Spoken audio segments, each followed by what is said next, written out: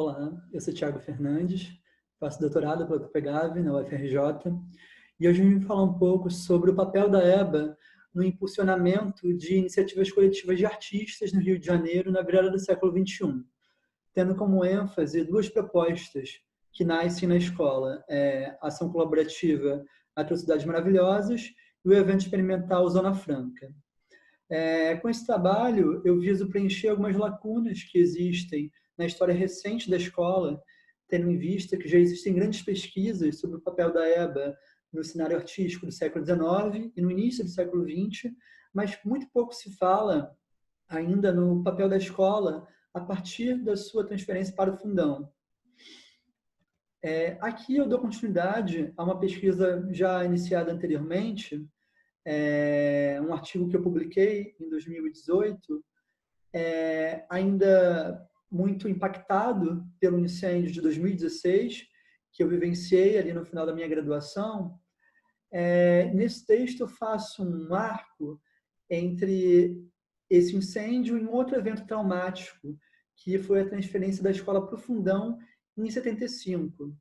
Então eu falo sobre o impacto desse evento a partir das memórias da professora Ângela Âncora da Luz. E em um segundo momento, nesse texto, eu falo sobre a inserção de artistas formados pela EBA no circuito de arte carioca dos anos 2000, a partir da experiência de dois artistas, o Guga Ferraz e o Carlos Contente. E é nessa segunda questão que eu vou me aprofundar aqui hoje, tendo como foco essas iniciativas coletivas que têm a EBA como lugar central de articulação. Primeiramente, é importante pontuar a relação entre artistas cariocas e a universidade na virada do século XXI. É uma maior busca das universidades como espaço de formação e também de atuação. Aqui no Rio de Janeiro se dá na década de 80, segundo a tese de doutorado da Marília Menezes. Isso aponta para duas questões, né? Duas situações.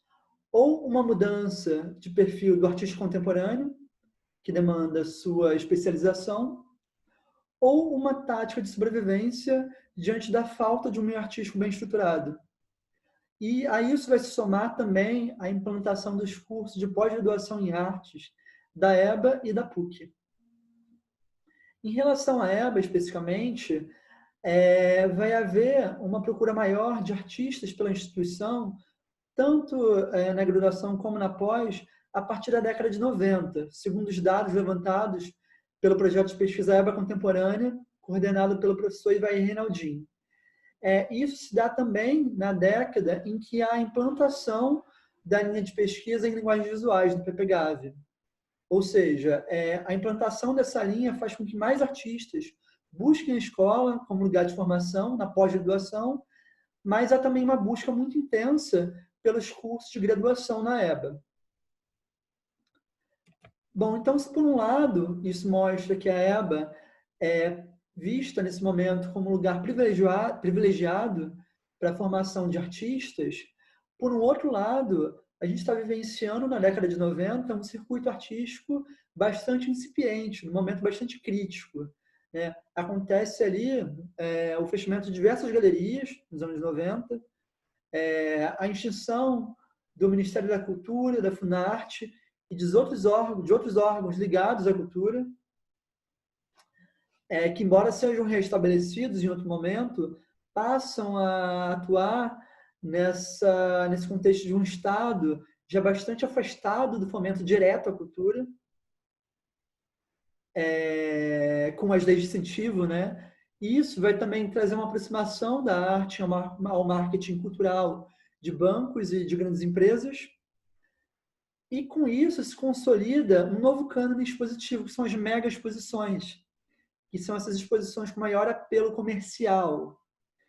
Então, isso vai se ligar, né, a essa ideia do marketing cultural, mas também vai trazer um afastamento das instituições em relação a essa nova geração de artistas que está se formando nesse momento. Sobretudo em relação aos artistas que têm uma produção mais experimental. Então, há um grande número de artistas e profissionais da arte se formando nesse momento nas universidades, mas não há um circuito que acolha essas pessoas. Então, a partir daí vão surgir algumas reações. Esses artistas, uma vez que não conseguem se inserir nesse circuito hegemônico, vão passar a criar seus próprios circuitos. E vão fazer isso a partir de intervenções urbanas, a partir de ações coletivas e a partir também da criação de espaços autônomos de exposição e experimentação, conduzidos pelos próprios artistas, sem a interferência de um galerista, de um curador ou o que seja. E aí vai se consolidar essa figura do artista, etc., que é um termo cunhado pelo Ricardo Basbaum, que diz sobre esse artista que não é um mero produtor de obras de arte em tempo integral, mas que também vai ser produtor, vai ser professor, crítico, curador, etc. Não se restringe a uma atividade única, né, diante desse circuito que é tão frágil e faz com que ele tenha que assumir diversas posições. Isso se dá no Brasil inteiro, né? Por exemplo, em Porto Alegre, um grupo de artistas ligados ao Instituto de Arte da URGS tenta produzir uma exposição, tenta participar de um edital lá em Porto Alegre, e um projeto de exposição deles não é aceito, e a partir daí eles produzem o Plano B, que é uma exposição que se dá de maneira totalmente autônoma, numa casa alugada por esses artistas, e que é um evento que também se contrapõe à Bienal do Mercosul, que estava sendo planejada nesse momento, e que não acolhia essa produção jovem, né, de Porto Alegre. Na FAAP, em São Paulo, nasce o Núcleo Performático Subterrânea. Um dos integrantes desse grupo é a Graziela Kunsch, que vai inaugurar sua casa como um espaço de exposição e experimentação em 2001. E esse espaço, a Casa da Grazi, vai ser inaugurada com uma exposição de estudantes da FAAP, o Marcelo Cidade, o André Komatsu e o Daniel Camille. E no Rio, eu destaco duas iniciativas, que são o Atrocidades Maravilhosas e o Zona Franca, que tem uma ligação com a EBA. Bom, o Atrocidades Maravilhosas, ele, a princípio, era uma ação de 20 artistas, muitos deles em formação pela EBA, tanto na graduação quanto na pós-graduação, ou recém-formados. O Atrocidades, a sua primeira ação, ela consistiu em intervenções em Lambi-Lambi, com Lambi-Lambi, no Rio de Janeiro. Eram intervenções que propunham um confronto com a publicidade. Então, eram essas propagandas que, na verdade, não vendiam nada. Então, esses artistas propunham a repetição de uma imagem ou a variação de uma imagem, como no caso desses cartazes da Rosana Ricaldi, onde a gente lê, em um lado, eu poderia estar roubando, mas estou pedindo, e do outro lado, eu poderia estar pedindo, mas estou roubando. Então, a Atrocidades tinha essa ideia de causar um estranhamento no espectador que passa de forma rápida no espaço público. Então, esses cartazes que se confundiam com propagandas criavam essa perturbação na paisagem. E isso se dá também como uma alternativa a esses artistas que não tinham lugar nesse circuito de arte hegemônico e passam a atuar na cidade, nos espaços públicos. Então, essa ação se dá a partir desse encontro de artistas na EBA, e também de artistas que não estavam na EBA, mas que estavam ali junto em ateliês coletivos, tinham relações com esses artistas da EBA, mas a maioria era da EBA. O próprio Atrocidades ele é um desdobramento da dissertação de mestrado do Alexandre Vogler, que se formou pela EBA em pintura e, nesse momento, estava concluindo o mestrado no PPGAV. Então, o mestrado dele ele investigava o efeito da imagem repetida sobre o espectador em movimento.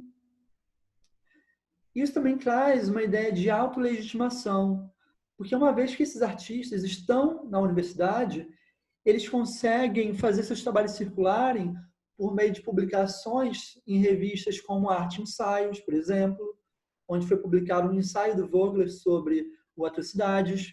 Esses artistas participam de eventos, de seminários, simpósios, onde eles conseguem apresentar sua produção.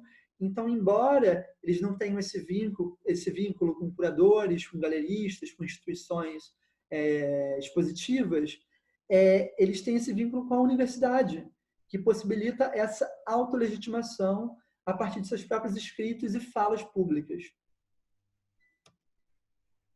Aqui nós temos mais algumas imagens de outras cidades. De um lado, a intervenção do Felipe Barbosa, que traz essa ideia da imagem em movimento, essa sequência de imagens que adquire movimento a partir do deslocamento do espectador. Do outro lado, o próprio processo de impressão serigráfica desses cartazes. Também é importante destacar não só o encontro entre alunos, né, entre estudantes, mas também entre professores e estudantes. O Arthur Leandro, por exemplo, ele destaca a importância da Glória Ferreira e Lígia Pape, professoras da EBA, na sua formação. O Alexandre Vogler também fala sobre os textos apresentados sobre arte pública, sobre as aulas da Glória Ferreira, sobre paisagem, sobre land art. Então, tudo isso influenciou a produção desses artistas. Aqui a gente tem um desdobramento dessa imagem anterior, que é a coluna do Guga Ferraz. Nessa intervenção que ele propôs em outras cidades, chamada coluna, ele faz uma relação entre a coluna que sustenta o corpo e a coluna que sustenta a cidade. E isso vai se desdobrar no TCC dele, em escultura, que é uma performance, provavelmente uma das primeiras performances apresentadas como trabalho de conclusão de curso em escultura na EBA. E a gente tem também o Zona Franca, que foi um evento muito importante, produzido por estudantes da EBA, que era um desdobramento da Festa do Baco, que era uma festa que acontecia na EBA, era produzida na época, nos anos 90, pelo Guga Ferraz. E essa festa, de repente, não cabia mais no espaço, no espaço físico da EBA. Ela acontecia no Pamplonão e esse espaço, de repente, ficou muito pequeno. E ela passou a ser feita na Fundição Progresso. E a partir dessa experiência da Festa do Baco, houve essa ideia de se produzir um evento de arte experimental. Né? Até porque esses artistas que estavam ali se formando, né, como eu falei, não tinham galerias, centros culturais, museus que acolhessem sua produção. Então, eles decidiram criar seu próprio espaço, que foi o Zona Franca. Então, era um evento coordenado pelo Adriano Mellen, Ember César, Alexandre Vogler, Ducha, Edson Barros, Guga Ferraz e Roosevelt Pinheiro. Entre eles, apenas o Emberê não era formado pela EBA, os outros eram. O Zona Franca acontecia todas as segundas-feiras, sem interrupção, durante um ano. Ele recebeu mais de 200 artistas e não artistas, é importante colocar isso também. E era um território de total liberdade, né? Sem curadoria, sem seleção. Havia uma ideia havia convites inicialmente, artistas eram convidados, mas a partir de um certo momento, os artistas passaram a fazer participações espontâneas, eles simplesmente chegavam e apresentavam qualquer coisa. Então, virou um importante lugar de escoamento de propostas experimentais.